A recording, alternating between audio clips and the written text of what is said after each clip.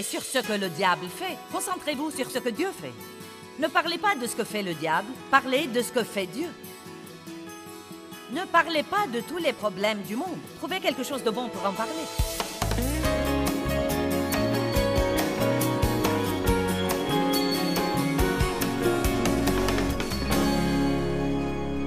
Merci Seigneur pour la parole ce soir. Nous t'aimons, nous aimons ta parole, enseigne-nous. Je prie que l'Assemblée fasse attention et ne manque rien de ce que tu veux leur dire. Qui d'entre vous a été indécis pendant quelque temps sur quelque chose et que vous deviez prendre une décision? Ouh, beaucoup de gens. Eh bien, et si je fais une erreur, Joyce? Et si j'ai tort? Et si je manque Dieu? Et si je manque Dieu? Si vous manquez Dieu, il vous trouvera. Parfois, vous ne découvrez jamais si vous avez raison ou tort avant de faire un pas de foi. Nous nous inquiétons tellement d'avoir tort. Si la sagesse fait défaut à l'un de vous, verset 5, qu'il la demande au Dieu qui donne à tous avec générosité et sans compter, sans reproche ni critique, et elle lui sera donnée. Mais qu'il demande comment avec foi, sans douter ni hésiter, car celui qui doute ressemble à la houle marine, aux vagues de la mer que le vent agite, soulève et pousse d'un côté ou de l'autre. Qu'une telle personne ne s'imagine pas que le Seigneur donnera quoi que ce soit à un homme partagé, hésitant, indécis, irrésolu, instable, peu sûr et inconstant dans tout ce qu'il pense, ressent, décide et entreprend. Que nous dit donc ce verset? Si nous ne nous concentrons pas, et si nous n'avons pas à cœur de faire quelque chose, Dieu ne peut rien faire pour nous. Qui comprend ça? Si nous ne nous concentrons pas, et si nous n'avons pas à cœur de faire ce que Dieu veut que nous fassions, Dieu ne peut rien faire pour nous. Prenez une décision pour que Dieu se rallie à vous et vous aide. Ecclésiaste 5.1 dit « Accorde ton attention à ce que tu fais ». Il y a tant de merveilleux versets qui disent de se concentrer. Vous savez, Dieu a même dit à Josué, quand il lui a dit de prendre la place de Moïse et de mener les Israélites dans le désert et dans la terre promise, il lui a dit en fait de bien se concentrer sur ce qu'il l'appelait à faire. Il y a beaucoup de distractions dans le monde et vous devez comprendre qu'un des principaux buts de Satan est de vous distraire et de vous empêcher de faire ce que Dieu veut que vous fassiez. Si vous ne pouvez pas vous concentrer, vous ne pouvez pas grandir. Vous devez vous concentrer pour faire ce qu'il faut. Ne vous concentrez pas sur ce que vous avez mal fait. Mais concentrez-vous pour faire ce qu'il faut. Pourquoi perdre aujourd'hui en vous concentrant sur le mal que vous avez fait hier? Car si vous faites ça, cela vous volera l'énergie dont vous avez besoin pour faire le bien aujourd'hui. Donc vous ferez davantage de mauvaises choses aujourd'hui et le diable veut que vous perdiez votre demain en vous concentrant sur le mal d'aujourd'hui. La Bible dit, il n'y a donc maintenant plus aucune condamnation pour ceux qui sont en Jésus-Christ. Tous les jours, demandez à Dieu de vous pardonner tous vos péchés et erreurs et ne pleurez pas. Oui, regrettez le mal que vous avez fait, mais ne pleurez pas, ne perdez pas aujourd'hui en pensant à hier. Concentrez-vous pour faire ce qu'il faut aujourd'hui. J'ai passé une grande partie de mes premières années avec Dieu en me concentrant sur tout le mal que je faisais. Je parle trop, je fais ceci et cela, je suis difficile à vivre, je suis égoïste et égocentrique. Non, mais je pouvais passer toute la journée à penser à tout le mal que j'avais fait. Je ne touche plus à ces trucs maintenant. Je me lève tous les jours et je me concentre sur la foi et sur le Dieu d'amour et sur traiter les gens comme il faut. Je me concentre dans chaque situation pour essayer de faire ce qu'il faut et je sais que ce faisant, je fais ce qu'il ne faut pas. À la fin de chaque jour, je demande à Dieu de me pardonner mes péchés. J'aborde la question de nouveau le lendemain, je l'oublie et je me concentre de nouveau à essayer de faire ce qu'il faut ce jour-là. Je crois que certains d'entre vous gaspillent beaucoup trop de votre temps à vous concentrer sur le mal que vous avez fait. Et cela vous vole votre énergie dont vous avez besoin pour faire ce qu'il faut. Quelqu'un peut dire un bon amen? Vous pouvez vous détacher de Dieu par vos propres erreurs et Dieu veut que vous receviez son pardon et que vous alliez de l'avant. Recevez son pardon et allez de l'avant. Vous ne pouvez rien faire à l'égard de ce que vous avez fait, mais vous pouvez vous améliorer aujourd'hui si vous vous concentrez. Ne vous concentrez pas sur les mauvaises choses et sur ce que le diable fait. Concentrez-vous sur ce que Dieu fait. Ne parlez pas de ce que fait le diable, parlez de ce que fait Dieu. Ne parlez pas de tous les problèmes du monde, trouvez quelque chose de bon pour en parler. Les mauvaises nouvelles me fatiguent tellement. Non mais en fait, je ne regarde même pas les nouvelles. Non mais c'est étonnant les choses qui se passent dans le monde et je ne le sais même pas. Vous croyez peut-être que je devrais être plus informée, mais j'ai l'impression que tout ce que je dois savoir, Dieu fera en sorte que quelqu'un me le raconte. Je ne veux pas écouter ces trucs. Mauvais, mauvais, mauvais, mauvais, mauvais. Je ne veux pas me concentrer sur ce qui est mauvais. Je ne veux pas non plus pratiquer la politique de l'autruche et ne pas faire face aux problèmes. Non, mais j'ai passé des années de ma vie à parler de ce que faisait le diable, plus que je ne parlais de ce que faisait Dieu. Amen? Le diable fait ceci et le diable fait cela. Non, concentrez-vous sur ce que fait Dieu dans votre vie et parlez-en. Ne vous concentrez pas sur ce que vous avez perdu dans la vie, mais sur ce qui vous reste. Allez!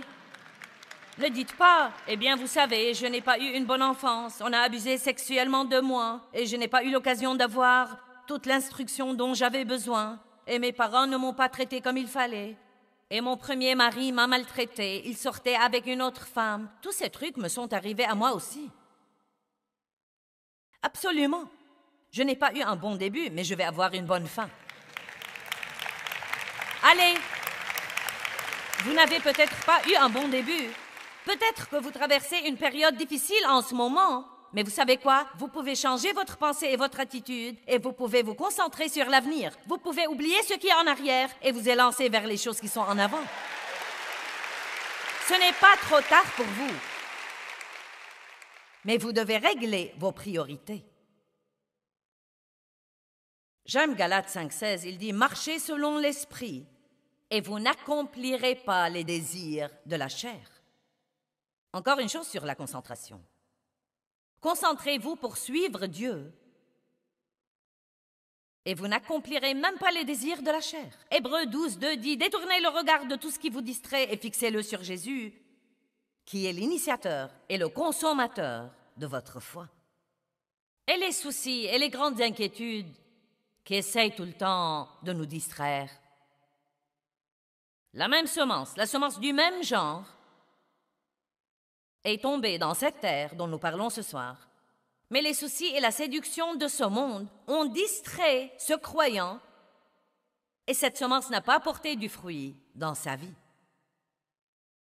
Satan essaye de nous distraire. Vous avancez, vous allez bien avec Dieu, vous avez une vie de prière, vous étudiez la parole, vous êtes dans une bonne église et tout à coup vous avez 2 ou 3 problèmes. Et avant de dire « ouf », vous ne pensez qu'à vos problèmes, vous ne parlez que de vos problèmes. Vous ne priez qu'au sujet de vos problèmes. Avant de dire ouf, que vous êtes si vexé, maintenant vous avez perdu votre paix et votre joie. Vous murmurez et vous vous plaignez de tout. Quelqu'un a compris que la variété des choses qui peuvent nous vexer est interminable? Quelqu'un a compris ça?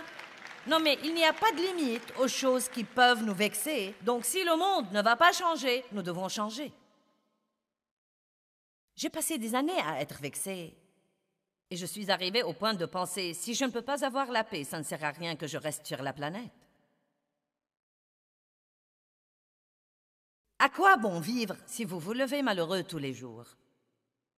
Et nous pouvons avoir la paix, car dans Jean 14, verset 27, Jésus a dit « Je vous laisse la paix, je vous donne ma paix ». Regardons ce verset, c'est très étonnant, vraiment, dans la Bible amplifiée. Jean 14, 27. « Je vous laisse la paix. Je vous donne et je vous lègue ma paix. Ce n'est pas à la manière du monde que je vous la donne. Que votre cœur cesse de se troubler et qu'il cesse de craindre. Arrêtez de vous permettre d'être agité et dérangé et ne vous permettez pas d'être craintif et intimidé et lâche et perturbé. » Waouh! Oh, tu veux dire que je ne peux pas prier, que la paix tombe sur moi, que je vais en fait devoir la choisir? Vous ne devez pas vous vexer. Ce soir, quand vous attendrez pour sortir du parking, vous ne devez pas vous vexer. Vous n'en attendrez pas moins. Vous ne devez pas vous vexer. Vous savez, les chrétiens sont parfois un peu indisciplinés.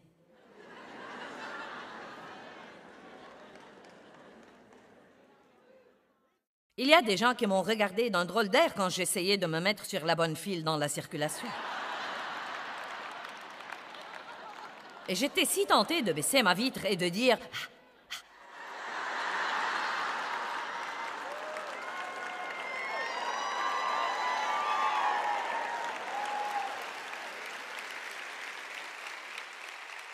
Vous ne devez pas vous vexer, mais vous le pouvez si vous voulez. » Non, mais je ne prophétise rien de mauvais. Mais si quelqu'un va chercher votre voiture et que vous avez un pneu crevé, ne vous vexez pas, mais vous le pouvez si vous voulez. Ça ne va pas changer votre situation. J'essaye de pratiquer la paix maintenant. C'est un des meilleurs moyens au monde pour vaincre le diable. Je parie qu'il pique une crise quand il fait tout ce qu'il peut faire pour vous distraire et que vous dites « Non, je suis passé par là, j'ai fait ça, je ne vais pas aller là de nouveau, je vais rester en paix et Dieu s'en occupera. »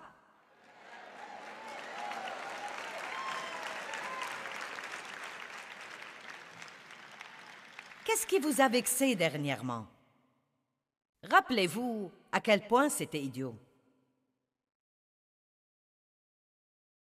Je me rappelle certaines des querelles que Dave et moi avions sur des choses banales et sur des foutaises. Quel acteur est passé à la télé? Je disais que c'est cette personne. Il disait non, c'est celle-là. Je disais non, ce n'est pas elle. Si, c'est elle. Non, ce n'est pas elle. Si, c'est elle. Et nous restions éveillés jusqu'à minuit alors que nous devions aller au travail le lendemain, juste pour voir le générique et prouver qu'il avait raison.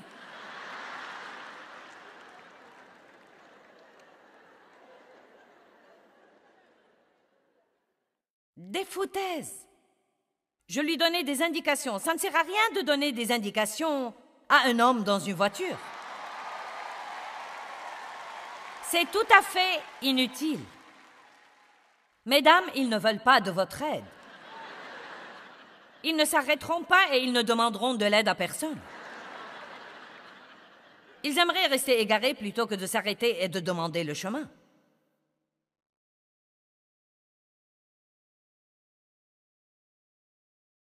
Nous devons arrêter de nous vexer pour des choses inutiles. Ne perdez plus votre temps désormais.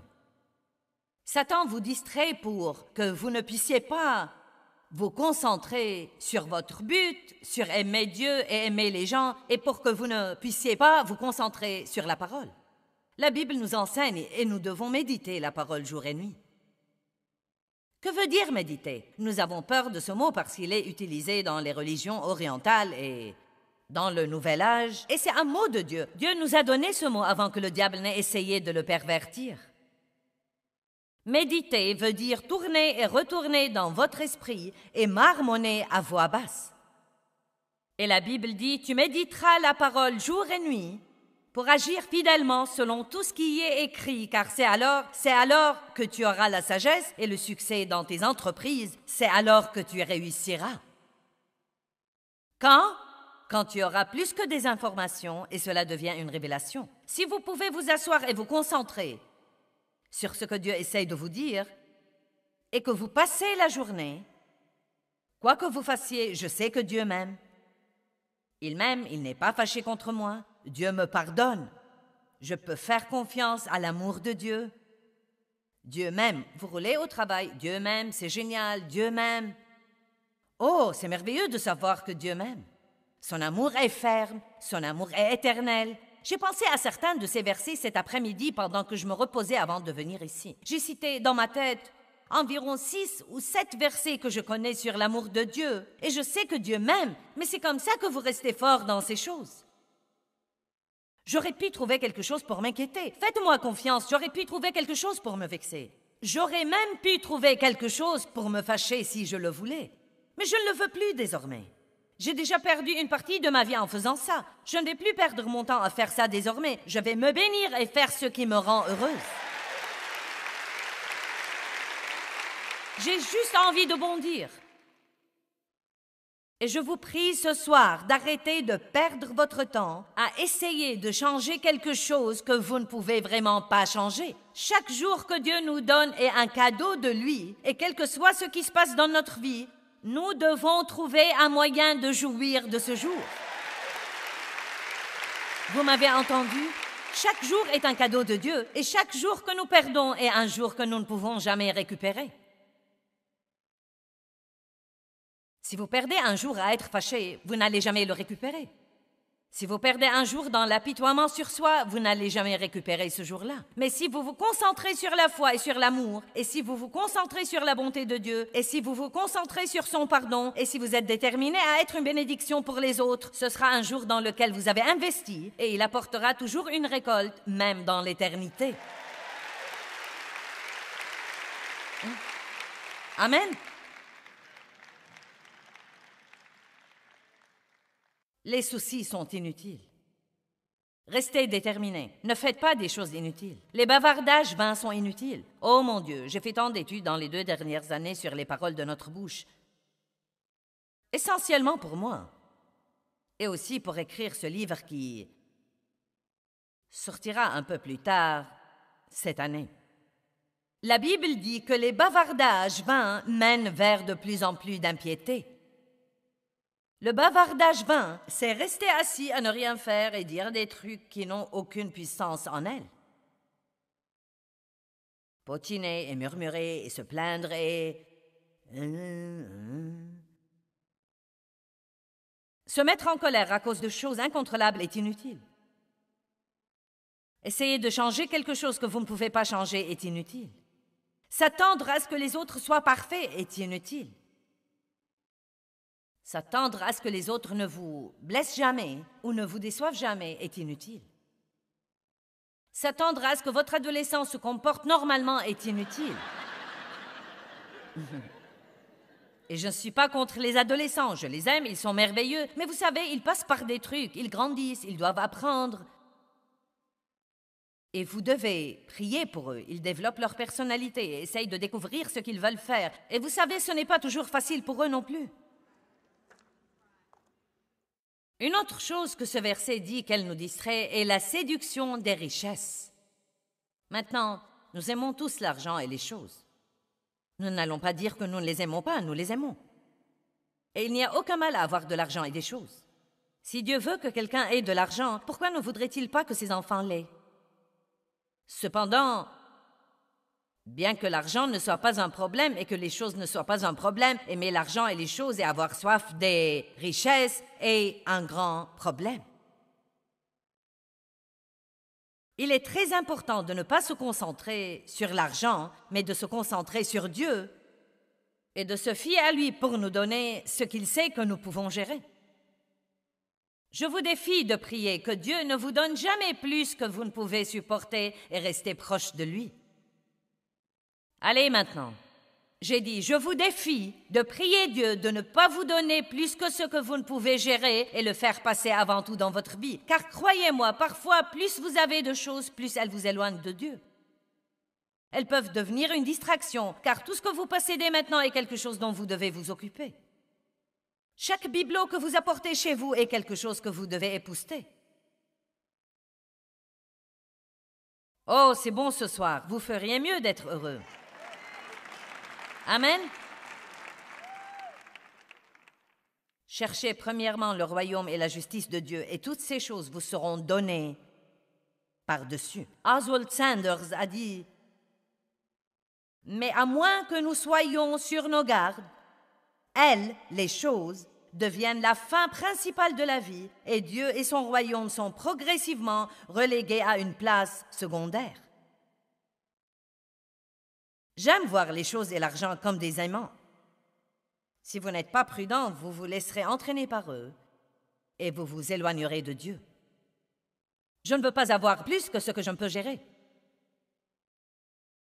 Je ne veux pas que ce ministère devienne plus grand que ce que je peux gérer et je veux garder Dieu en premier.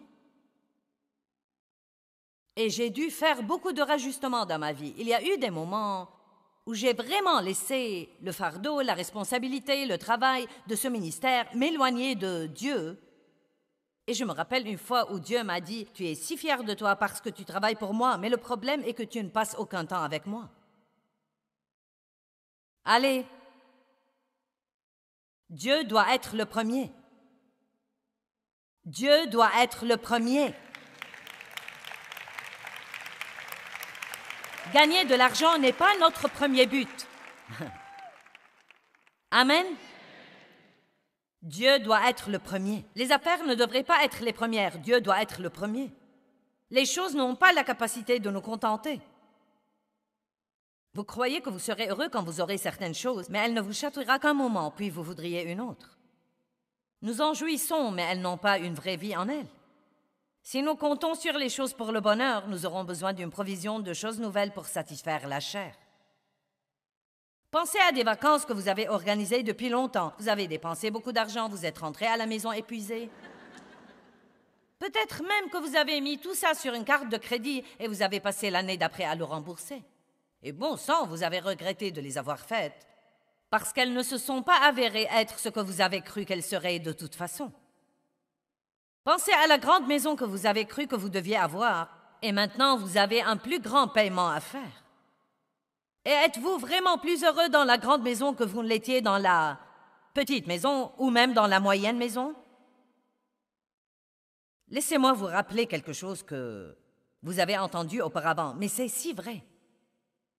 Notre joie ne vient pas de ce que nous possédons et de nos circonstances, elle vient de l'intérieur de nous. Et si vous savez qui vous êtes en Christ, vous pouvez être heureux n'importe où, dans presque n'importe quel genre de situation. Pourquoi? Le royaume de Dieu, ce n'est pas le manger et le boire, mais la justice, la paix et la joie. Et le royaume de Dieu est à l'intérieur de nous.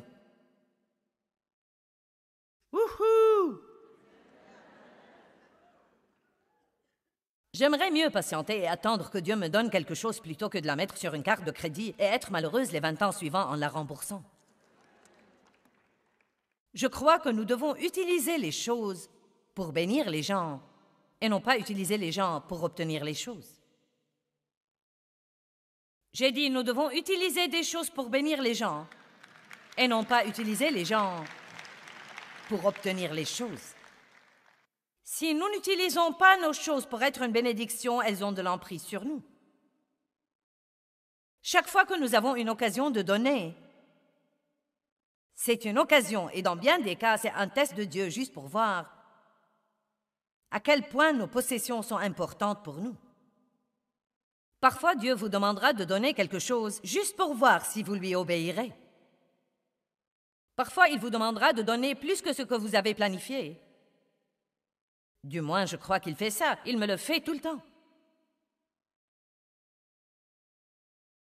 Nous ne devons jamais être des propriétaires, mais des administrateurs.